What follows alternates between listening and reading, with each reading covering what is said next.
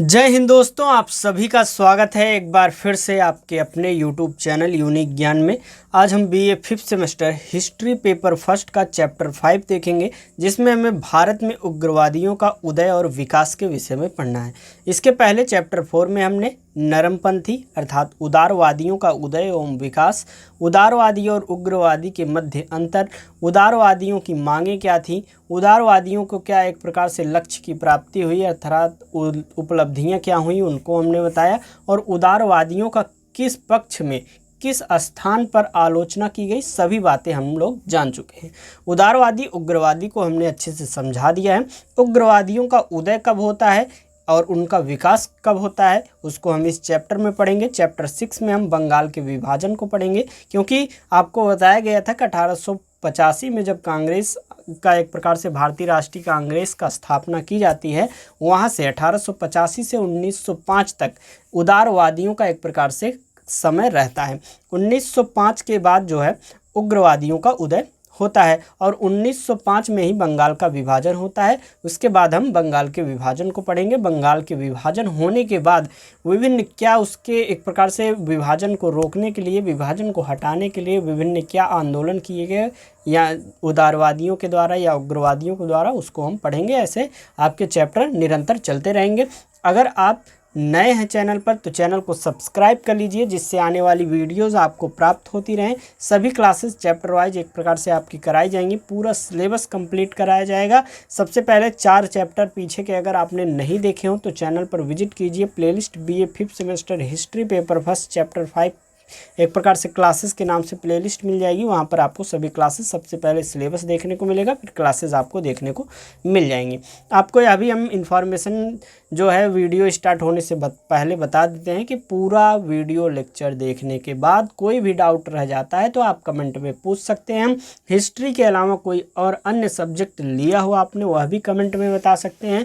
आप किस यूनिवर्सिटी के हैं यह अवश्य बताइए, जिससे आपकी यूनिवर्सिटी में एग्ज़ाम होने से पहले जो है सिलेबस पूरा कंप्लीट किया जा सके। टेलीग्राम चैनल आपके लिए बनाया गया है, जिसका लिंक डिस्क्रिप्शन बॉक्स में है। डिस्कशन ग्रुप बनाया गया है, आपस में डिस्कस कर सकते हैं वहाँ पर, तो वह भी ज्वाइन कर सकते हैं, जिसका लिंक आपको डिस्क्रिप्शन बॉक्स में सब कुछ दिया गया है। चलिए देखते हैं भारत में उग्रवादियों के उदय एवं विकास के विषय में। इसके पहले हमने आपको बताया था कि भारतीय राष्ट्रीय आंदोलन जो है वह 3 भागों में विभाजित थी। 3 चरण उसके थे एक प्रकार से। पहला कौन सा था? उदारवादी चरण, दूसरा उग्रवादी, तीसरा गांधीवादी। उदारवादी चरण अर्थात नरमपंथी विचारधारा के लोग 1885 से 1905 तक थे, जो कि हमने चैप्टर 4 में पढ़ लिया। गर्मपंथी विचारधारा जो कि 1905 से 19 तक है, इस चैप्टर में हम अच्छे से समझेंगे। उसके बाद आगे हम जो है गांधीवादी चरण को भी समझेंगे। तो उग्रवादी चरण कब से कब तक था? 1905 से 1919 तक था।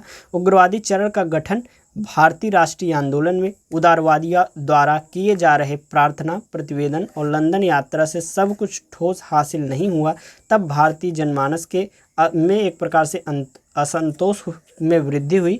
भारतीय जनमानस के बढ़ते इस असंतोष ने गर्मपंथी विचारधारा को जन्म दिया। एक प्रकार से आपको हमने पिछले चैप्टर में बताया था, पिछले चैप्टर में, कि जो उदारवादी थे वह 3P के नीति से, सिद्धांत से चल रहे थे। एक प्रकार से प्रे, पिटीशन, और उसके बाद 3rd P का मतलब हो जाता है आपका प्रोटेस्ट। तो यहाँ पर आप देख सकते हैं प्रे, पिटीशन एंड प्रोटेस्ट, प्रार्थना, याचिका और विरोध, यह तीनों एक प्रकार से विधि से वह अपना कार्य कर रहे थे।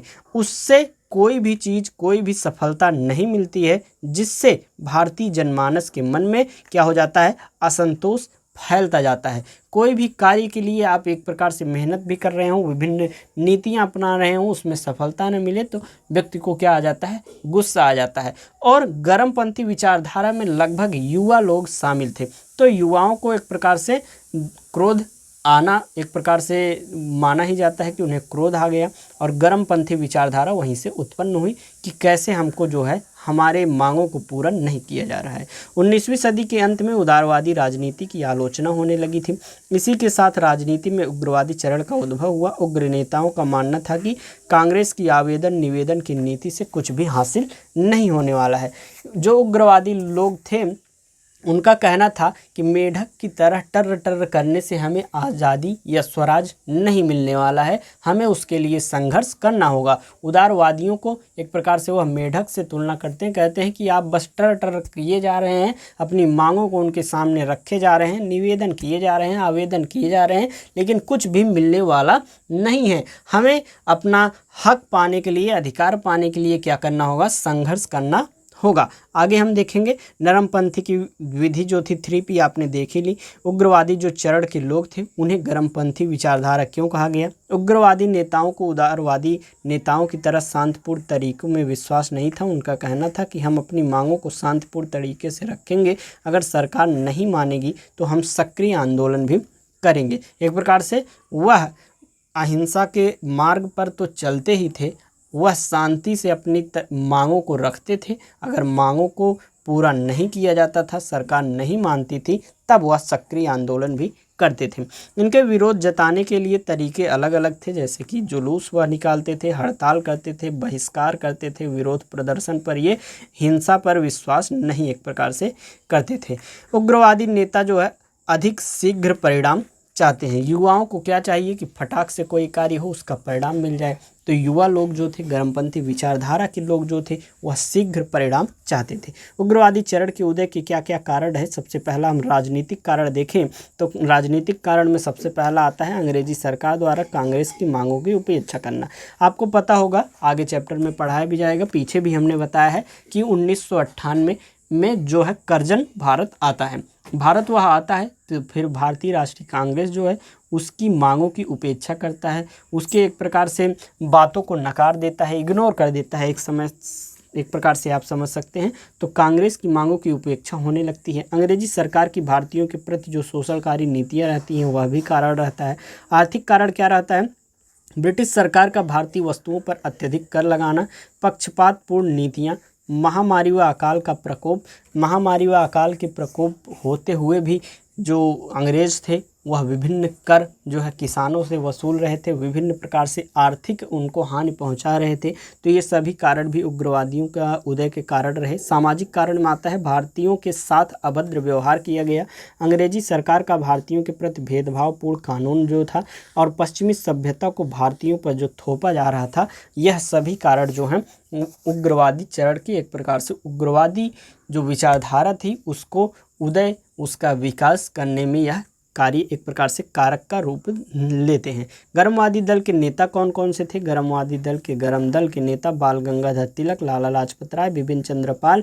इन तीनों को मिलाकर लाल बाल पाल कहा जाता था। इन तीनों को सम्मिलित रूप से लाल पाल कहा जाता था, क्योंकि जो है बाल गंगाधर तिलक, लाला लाजपत राय और बिपिन चंद्र पाल और एक अरविंद घोष भी थे। गर्म दल के नेता विभिन्न थे।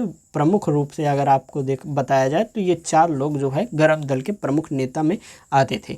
आपको जो है उदारवादी की मांगों में और सोच में, विचार में और उग्रवादी के विचार दोनों में अंतर को स्पष्ट इसके पहले ही चैप्टर में कर दिया गया है, तो उसको यहाँ पर बताने का कोई फ़ायदा नहीं है। आप पहले से ही समझ चुके हैं कि उग्रवादी विचारधारा क्या थी, उदारवादी विचारधारा क्या थी, उनकी मांगें उदारवादी विचारधारा से किस प्रकार अलग थी। ये सभी चीज़ें आप पिछले चैप्टर में पढ़ चुके हैं। तो अब हम देखेंगे गर्म दल के नेता कौन कौन से थे। सबसे पहले आते हैं बाल गंगाधर तिलक जी। बाल गंगाधर तिलक का जन्म जो है 23 जुलाई 1856 रत्नगिरी महाराष्ट्र में इनका जन्म हुआ था। इनके उपनाम की बात करें तो इनका उपनाम जो है बाल या लोकमान्य तिलक था। इन्होंने 2 समाचार पत्रों मराठी में केसरी, अंग्रेजी में मराठा का शुभारंभ किया हुआ था। इन्होंने 1893 ईस्वी में गणपति महोत्सव, 1895 ईस्वी में शिवाजी महोत्सव का भी आयोजन किया हुआ था। इन्होंने the Arctic of home of Vedas और गीता नामक पुस्तकों का लेखन किया हुआ था। बाल गंगाधर तिलक ने स्वराज हमारा जन्मसिद्ध अधिकार है और हम इसे लेकर रहेंगे, यह उन्होंने कहा हुआ था। ये जो है बाल गंगाधर तिलक जी हैं। बाल गंगाधर तिलक के विषय में पिछले चैप्टर में भी आपने समझ लिया था कि कैसे इन्होंने विभिन्न होम रूल लीग भी इन्होंने चलाया हुआ था, तो उसको आपने समझ लिया हुआ है। आगे हम देखेंगे लाला लाजपत राय के विषय में। लाला लाजपत राय का जन्म जो है 28 जनवरी 1865 को पंजाब में हुआ। इन्हें पंजाब केसरी और शेरे पंजाब भी कहा जाता है। ये सभी जो नोट्स आपको देखने को मिल रहे हैं, जो आपको पढ़ाया जा रहा है, ये सभी आपको जो बताया गया है मात्र 25 रुपये में मिल जाएंगे। 25 रुपये आप पेमेंट करते हैं, तुरंत आपको अभी आप मान लीजिए कर देते हैं पेमेंट, तो आपको ग्रुप में ऐड कर दिया जाएगा। बहुत से बच्चों ने जो है पेमेंट किया हुआ है, ग्रुप में ऐड हुए हुए, उनका लाभ भी उन्हें मिल रहा है। जैसे कि ये क्लास कराई जा रही है, तुरंत उस ग्रुप में PDF नोट्स सेंड कर दिया जाता है। क्लास यहाँ पर करते हैं, वहाँ रिवीजन कर लेते हैं। उसके लिए आपको व्हाट्सअप नंबर दिया गया है, व्हाट्सअप पे मैसेज करना है, कोर्स टाइटल बताना है, सर हम इस यूनिवर्सिटी के हैं, nationalism in India, BA 5th semester history के ग्रुप में हमें जुड़ना है। तो history paper first, paper second दोनों को नोट्स आपको अवेलेबल कराए जाएंगे। तो दोनों के लिए आपको 50 रुपये पेमेंट, तुरंत QR कोड दिया जाएगा, उस पर पेमेंट कर देंगे, तुरंत आपको ग्रुप में ऐड कर दिया जाएगा। क्लासेस चलती रहेंगी, ये नोट्स मिलते रहेंगे, पूरा सिलेबस कंप्लीट कराया जाएगा। फिर प्रीवियस ईयर क्वेश्चन पेपर आपका सॉल्व कराया जाएगा, उसके नोट्स दिए जाएंगे, और मोस्ट इंपॉर्टेंट क्वेश्चंस जो आपको सीरीज कराई जाएगी उसके भी नोट्स आपको दिए जाएंगे। तो आप एक प्रकार से आपके लिए हेल्पफुल ही रहेगी। मात्र 25 रुपये एक सब्जेक्ट के लिए, पूरे वर्ष की तैयारी के लिए बेहतरीन एक प्रकार से आपके लिए यह सुविधा है। आप चाहें तो जुड़ सकते हैं, नहीं चाहते तो आप यहाँ पर क्लासेस करिए, हैंड रिटन नोट्स बनाइए, यहाँ से भी आप अच्छी तैयारी कर सकते हैं। आगे हम देखेंगे लाला लाजपत राय जी के विषय में। इन्होंने लाहौर से एक साप्ताहिक समाचार पत्र पीपल निकाला हुआ था। इन्होंने लाहौर से पंजाबी नामक एक समाचार पत्र भी शुरू किया।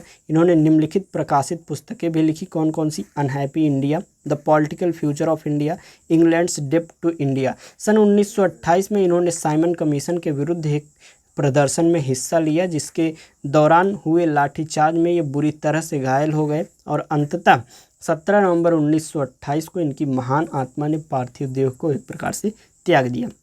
आगे हम देखेंगे बिपिन चंद्र पाल जी के विषय में। बिपिन चंद्र पाल का जन्म जो है 7 नवंबर 1858 को हबीबगंज में हुआ था। बिपिन चंद्र पाल जो है पेशे से पत्रकार थे, और स्वराज और स्वदेशी वस्तुओं के लिए भारतीयों के प्रयासों को एकजुट करने के लिए हमेशा अपनी कलम का ये सहारा लेते थे। बिपिन चंद्र पाल ने न्यू इंडिया साप्ताहिक एक प्रकार से पुस्तक जो है शुरू किया हुआ था। एनी बेसेंट ने न्यू इंडिया दैनिक शुरू किया हुआ था, और भारत के लोगों में देशभक्ति की भावनाएं जो है फैलाना इन लोगों ने शुरू किया हुआ था। अगला हम जानेंगे अरविंद घोष के विषय में। अरविंद घोष जो है श्री अरविंदो जिसे कहा जाता है, उनका जन्म कोलकाता में 15 अगस्त 1872 को हुआ था। वे एक योगी, गुरु, कवि और भारतीय दार्शनिक और एक भारतीय स्वतंत्रता सेनानी थे। वे अनुशीलन समिति के एक सदस्य थे जो ब्रिटिश शासन को समाप्त करने के लिए क्रांतिकारी हिंसा का समर्थन करते थे। अरविंदो को गिरफ्तार कर लिया गया और 1908 में अलीपुर बम कांड में उन पर मुकदमा चलाया गया। अंततः उन्हें मुक्त कर दिया गया, और जिसके बाद उन्होंने सक्रिय एक प्रकार से राजनीति से संन्यास ले लिया और आध्यात्मिक पथ को चुनने के लिए पांडिचेरी चले गए। उन्होंने 1926 में पांडिचेरी में अरविंदो आश्रम की स्थापना की, और उनके कुछ साहित्यिक कार्य जो हैं निम्न हैं। उन्होंने द लाइफ डिवाइन लिखा, द सिंथेसिस ऑफ योग लिखा, और सावित्री, ये सभी उनकी रचनाएं हैं। ये तो आपने उग्रवादियों के विषय में जान लिया। उसके बाद होता है बंगाल का विभाजन। कब होता है? 1905 में। 1905 में होता है बंगाल का विभाजन। 1905 में बंगाल का विभाजन लॉर्ड कर्जन द्वारा होता है। बंगाल के विभाजन के विषय में नेक्स्ट चैप्टर में हम बेहतरीन तरीके से इसको विस्तार से समझेंगे, क्या कारण रहे, कैसे कैसे बंगाल का विभाजन हुआ। बंगाल के 2 पार्ट किए गए, पश्चिमी बंगाल और पूर्वी बंगाल। पूर्वी बंगाल में कौन सा पार्ट आता है, पश्चिमी बंगाल में कौन सा पार्ट आता है, और फिर आगे क्या क्या विद्रोह या आंदोलन किए गए, ये सभी चीज़ें हम जानेंगे। एक प्रकार से यहाँ संक्षिप्त में आपको बता दे रहे हैं कि लॉर्ड कर्जन द्वारा यह किया गया था। ब्रिटिश सरकार का कहना था कि बंगाल सूबा बहुत बड़ा है, इस कारण प्रशासकीय सुविधा के लिए विभाजन आवश्यक है।